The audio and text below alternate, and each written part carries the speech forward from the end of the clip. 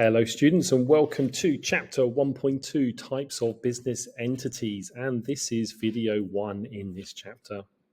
So in this chapter we're going to be looking at different ways in which businesses can be structured.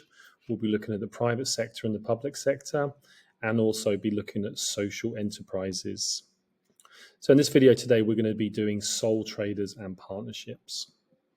So in this chapter, if you've not done business before, there's going to be a lot of new vocabulary. And a lot of it you may have heard before or may have not have heard before, but we're going to go through the vocabulary quite slowly, so don't worry when you see all these new words. But overall, 1.2 covers is what ownership structure does a business have and what are the pros and cons of the different types.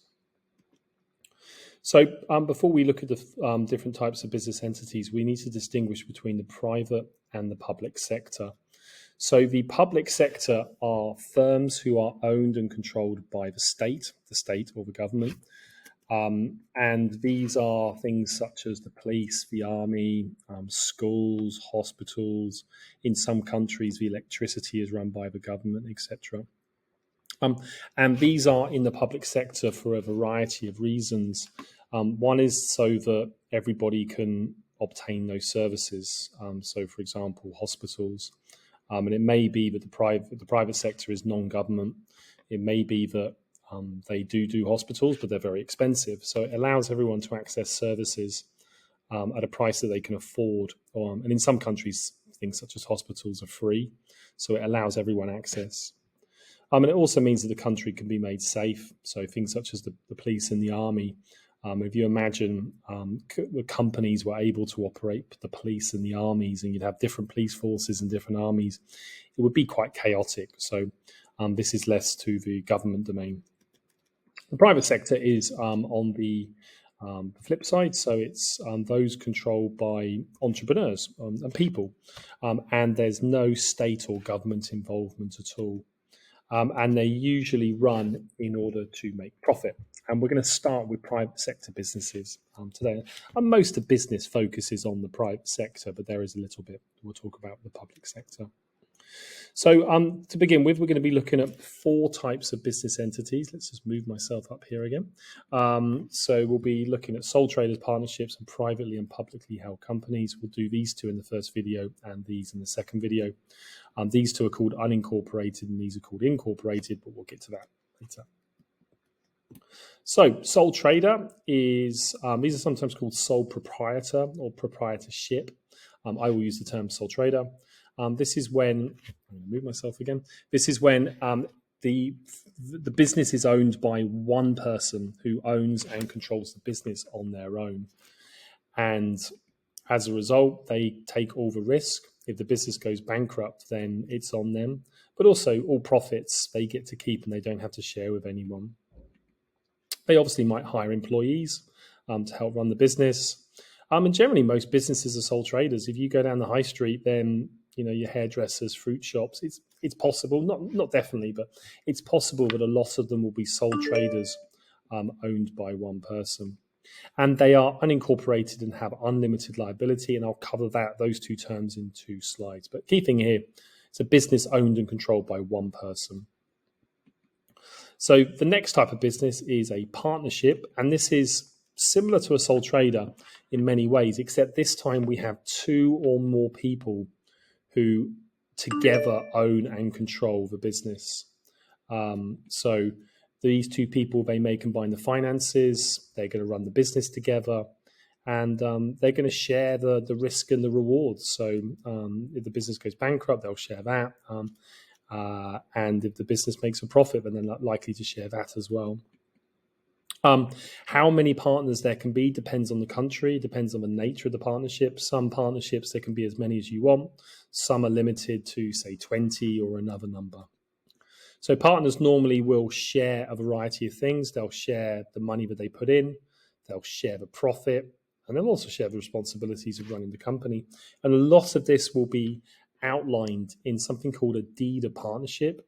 And this is a legal document which outlines all of the responsibilities, all of the legal requirements of the partnership. And it will include all of these, lots of other things, name of the business, etc. And also things such as this. So how much each partner puts in terms of money, how they'll distribute the product, the profit, whether any of the partners will take a salary from the business, and also how you leave the partnership. So if you want to sell your part of the business, then what the requirements for that and how would that happen? And again, they are unincorporated and have unlimited liability, which we're going to cover right now. So both sole traders and partnership have these two. And the first word we're going to cover is something called unincorporated. And this will make a bit more sense when we do companies, but I will cover it here. So unincorporated, this is quite confusing, this definition, I think, but basically in a legal sense, the owner and the company are the same legal identity, which sounds crazy. Clearly, they're not the same thing, but legally, in terms of finances, they become the same thing. And this creates unlimited liability. And I'll go through this slowly. So what that means is, if the company goes bankrupt, then the owners have to pay off the debts of the business. And that means that they can lose more than the amount they invested. So what that means is that the owner's house, car, property, possessions can be used to pay off the debts of the company. So that means that if you set up a sole trader and go bankrupt, then it's possible that you could lose your house or your car and things like that. Not necessarily, but it's possible. So to give an example, here we go. Imagine you start a business and you put in $10,000. Imagine that's your life savings, and you think, okay, I can afford to lose that. But then you run the business badly, and after 5 years, the business has a debt of 100,000. What that means is not only do you lose the 10,000 you put in initially, you also have to pay off the 100,000. So, and that's where the unlimited liability comes in. The amount of money that you can lose, there's no limit to it. It depends on how many losses the business has. And this comes about because the owner is the same legal company. If the company owes 100,000, then the owner owes 100,000, and you're responsible for paying it off. So this is, they say, choose your partners wisely. If you start a partnership, then if your partner does a bad job and the company goes bankrupt, then you could be personally liable for the mistakes of someone else. Now, hopefully that won't happen. You're going to choose your partners wisely. And also, even if you have a bad partner, you're still going to be making decisions in that company. So yes, and when we get to the next video, companies will be incorporated and have limited liability. We'll get to that soon. So some pros and cons. I'll go through this fairly quickly. So sole traders, the pros.